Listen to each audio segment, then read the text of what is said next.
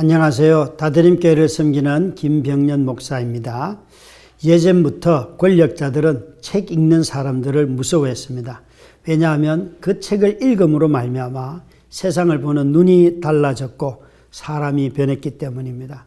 그래서 권력자들이 가장 무서워하는 책이 바로 성경책이었습니다. 성경은 우리를 변화시키기 때문이고 이 변화된 사람들을 변화시키는 방법이 묵상이었습니다. 변화를 원하시는 분들 묵상으로 초대합니다. 오늘 인생이 변화된 한 여인을 소개하고자 합니다. 마태복음 15장 21절부터 28절 말씀입니다. 마태복음 15장 21절에서 28절. 예수께서 거기서 나가사 두로와 시돈 지방으로 들어가시니 가나안 여자 하나가 그 지경에서 나와서 소리질러 이르되 주 다윗의 자손이여 나를 불쌍히 여기소서 내 딸이 흉악하게 귀신 들렸나이다 하되 예수는 한 말씀도 대답하지 아니하시니 제자들이 와서 청하여 말하되 그 여자가 우리 뒤에서 소리를 지르오니 그를 보내소서. 예수께서 대답하여 이르시되 나는 이스라엘 집에 잃어버린 양 외에는 다른 데로 보내심을 받지 아니하였노라 하시니 여자가 와서 예수께 절하며 이르되 주여 저를 도우소서. 대답하여 이르시되 자녀의 떡을 취하여 개들에게 던짐이 마땅하지 아니하니라. 여자가 이르되 주여 올소이다마는 개들도 제 주인의 상에서 떨어지는 부스러기를 먹나이다 하니 이에 예수께서 대답하여 이르시되 여자여 내 믿음이 크도다 내 소원대로 되리라 하시니 그때로부터 그의 딸이 나으니라. 오늘 본문은 예수님께서 바리새인들과 서기관들과 심한 논쟁을 하신 뒤에 두로와 시돈으로 가셨습니다. 그곳에서 수로보니게 여인을 만나죠. 사실 논쟁 후에 가셨기 때문에 예수님이 좀 쉬러 가셨나 이런 생각을 할 수도 있습니다. 그런데 그 지역에 들어가자마자 이 수로보니게 여인으로 알려진 자신의 딸이 귀신 들려 있는 병든 딸을 둔 여인이 나와서 소리를 질렀습니다. 예수님을 향해서 다윗의 자손 예수야 라고 소리를 질렀지요. 그리고 동시에 이 여인은 나를 불쌍히 여기소서라고 소리를 질렀습니다. 사실 이 두 문장만 해도 벌써 이 여인이 예수님이 누구인지를 알았다고 우리는 충분히 말할 수가 있습니다. 다윗의 자손 예수여라는 말들은 바리새인과 서기관들은 사용하지 않습니다. 예수님을 찾았던 가난하고 병든 사람들이 말합니다. 그 당시 사람들은 다 나사렛 예수라고 예수님을 조롱하고 비웃는 천시하는 말을 썼는데 다윗의 자손 예수여라는 말은 그분이 메시아라는 뜻입니다. 뿐만 아니라 나를 불쌍히 여기소서라고 하는 이 말은 여러분 바리새인과 성전에 함께 들어가던 세리의 기도를 기억할 것입니다. 그 세리가 한 말이 바로 하나님 나를 불쌍히 여기소서. 하나님 앞에 설 때 성전에 들어가서 주님 앞에 자기가 설 때에 긍휼을 베풀어 달라고 말하는, 그러니까 하나님 앞에 서는 한 인간이 드리는 기도예요.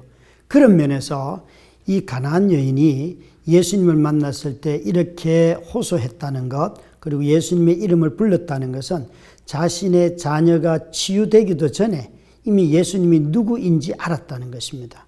그런 점에서 믿음은 치유보다도 앞서서 예수가 누구인지를 고백하게 합니다. 여러분, 우리 모두는 다 문제가 해결되었기 때문에 믿는다고 생각하는 경향이 있어요. 내 문제가 해결되면 내가 믿을게. 그 문제가 해결 안 되면 안 믿을 건가요? 그런 점에서 우리가 주님을 찾을 때에 이 수로보니게 여인처럼 믿음의 대상이 누구인지를 알면 치유의 결과와 상관없이 우리는 그분을 믿게 되는 것이죠. 이 여인이 믿음이 있다는 것은 우리가 어떻게 알 수 있는가 하면 제자들이 이 여인의 그 호소와 외침에 거절하였습니다. 심지어 시끄럽다고 말하였습니다. 예수님의 제자들 뒤에 와서 소리를 지르니까 제자들이 예수님에게 이렇게 요청합니다. 우리 뒤에서 소리를 지르오니 그를 보내십시오. 이게 여러분 사랑해서 보낸 게 아니에요. 그 소리가 너무 시끄러워서 귀찮아서 저 여자를 돌려보내라는 거예요. 이 피 맺힌 한 맺힌 여인의 애절한 간구에 감동을 받은 것이 아니고 제자들은 자신들이 가는 길에 방해가 되었기 때문에 눈에 거슬리기 때문에 돌려보내라는 것이에요. 그럼에도 불구하고 이 여인은 절대 소리를 멈추지 아니하였죠. 오히려 그런 방해를 하는 제자들을 넘어서서 예수님 앞에 와서 무릎을 꿇고 주님 나를 도와주십시오. 이렇게 말을 하잖아요. 여러분 믿음의 삶을 살다 보면 반드시 수치당할 일도 있고 거절당할 일도 있고 우리 모두가 다 어려움을 겪습니다. 걸림돌이 반드시 있습니다. 그런데 그 걸림돌이 누구인가 하면 믿는 사람들의 편견, 믿는 사람들의 이기심 이런 것 때문에 내가 주님 앞에 가는데 어려움을 겪습니다.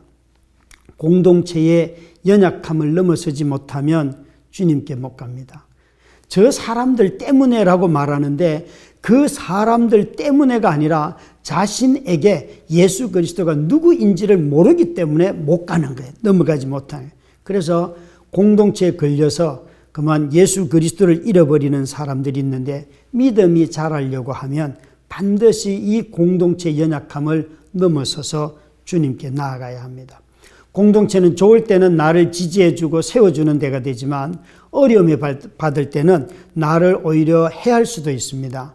그래서 믿음이 자라려고 하면 공동체를 의지할 때도 있지만 자신의 노력과 수고가 동시에 자기 수고가 있어야지만 믿음이 자라가는 것이지요. 이 여인은 그런 점에서 이런 수치와 거절을 이미 뛰어넘어서 주님 앞에 나아가고 있습니다. 심지어 제자들의 이 거절보다도 예수님의 거절은 더 심합니다.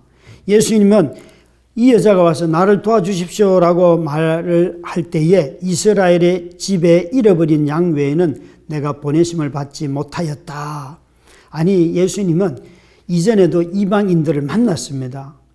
백부장도 만났고 다 만났습니다. 그런데도 이 여자를 향해서 아주 모질게 나는 이방인을 위해서 오지 않았다라고 말하였습니다. 그리고 이 여인이 맞습니다라고 한번 인정하자마자 더 심한 말을 경멸적인 언어를 사용하게 되는데 우리 주님이 이 여인을 향하여서 자녀들의 떡을 취하여 개들에게 던지는 것이 마땅하지 않다. 이방인들을 유대인들이 쓰는 언어인 똑같이 사용하였습니다. 그 당시 문화적으로 가지고 있는 편견을 그대로 썼지요. 그런데 이 여인을 보십시오, 여러분. 이 여인은 이렇게 말합니다. 개라는 말을 들어도 주여 옳습니다. 개들도 제 주인의 상에서 떨어지는 부스러기를 먹습니다. 여기 가난한 여자가 겸손하게 적어도 옳습니다라고 말하는 이 말 속에 세 가지를 인정을 했는데 그 첫 번째는 뭘 인정을 했는가 하면 여기에 이 여자는 이걸 인정합니다. 예수님의 말씀이 옳다는 거예요. 예수님은 이 이방인을 위해 보냄받은 자가 아니고 유대인을 위해 보냄받은 자이고 그것에 대해서 옳다고 인정을 하고 있어요. 또 자신의 존재를 무시하는 문화적인 편견의 말 이것조차도 자신은 인정한다는 것. 우리는 부스러기밖에 먹지 못하는 사람들입니다 라고 말하고 있다는 것이에요. 마지막 세 번째는 제 주인의 상에서 떨어지는 부스러기를 먹습니다. 한 덩이를 달라는 게 아니고 정말 부스러기를 줘도 좋겠느냐 이렇게 말할 때 맞습니다. 우리는 주인의 상에 올라가려고 하는 것이 아니라 부스러기를 먹는 자들입니다 라고 인정했다는 거예요. 그런 점에서 이 여인은 예수님이 한 모든 말씀들을 다 인정하고 받아들였습니다. 이게 얼마나 놀라운 고백입니까? 자신의 간구가 당연하다는 듯이 말하는 우리들에게 아직 치료가 되지도 않았는데 이 가난안인 이 여인은 예수님이 자기를 무시하고 거절하고 수치를 줘도 절대 예수님의 말씀을 넘어서지 않고 화를 내지 않고 맞습니다라고 말하고 있습니다. 지금 자녀가 낳은 게 아니잖아요. 다시 말해서 우리는 믿음을 가지고 주님을 찾는다고 할 때에 예수님의 말씀을 먼저 인정하고 예수를 인정해야 되는데 마치 자신의 확신을 예수님이 동의하지 아니하면 예수님을 버리려고 해요. 예수님을 오히려 거절해요. 여러분 믿음이 들어가게 되면 사실은 우리가 주님의 말씀을 인정하고 주님의 앞에 겸손하게 우리 자신이 엎드리게 됩니다. 그런데 믿음을 가질수록 자기 확신만 키우는 사람들에게는 이런 겸손이 나오지 않습니다. 봐라, 이번에도 내가 기도했더니 됐다. 이렇게 말하는 사람들의 전형적인 태도가 바로 여기에 있는 것이죠.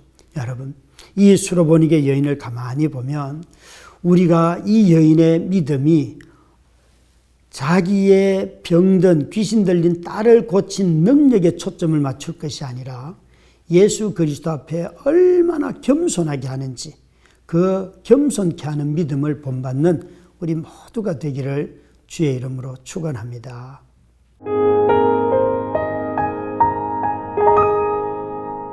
오늘 만나는 큐티 시청자 여러분의 기도 제목을 나누는 시간입니다.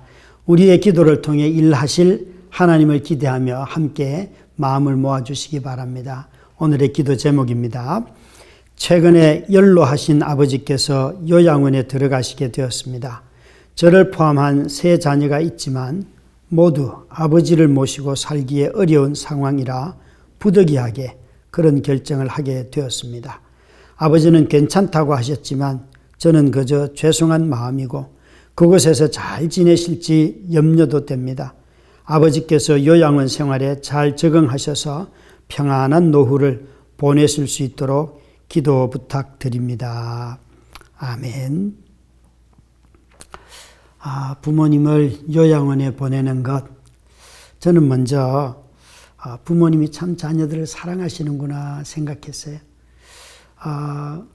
너희가 나를 버려 이렇게 말씀하시지 않고 여기 아버지가 괜찮다 말씀하시는 이 말씀 속에 자녀들을 잘 아시는 거잖아요. 여러분의 형편도 알고. 저는 부모님의 그 마음을 자녀들이 이렇게 미안한 마음으로, 염려하는 마음으로, 안타까운 마음으로 받는 또 자녀들을 보니까 참 부모를 공경하는 가정이구나 이런 생각을 하게 돼요. 여러분, 우리의 삶을 살아가면서 어쩔 수 없는 선택을 해야 될 때가 있잖아요. 그때도 자책하지 마시고 그 상황을 통하여서 이렇게 서로 사랑을 표현할 수가 있잖아요. 우리 장수 사회가 되면서 이런 어른들, 부모님들로 인하여서 이런 결정을 해야 되는 가정들이 많이 늘어나잖아요. 우리 함께 이런 가정들을 위해서 기도를 모으도록 하겠습니다. 같이 기도하십시다.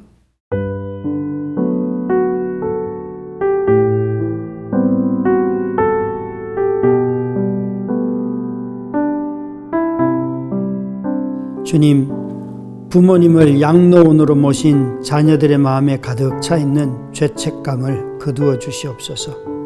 부모님을 사랑하고 존경하는 모든 시간마다 주의 은혜가 가득하게 하시고 필요한 재정을 채워주시고 양로원에 입소한 부모님도 잘 이겨나갈 수 있도록 지혜를 주시옵소서.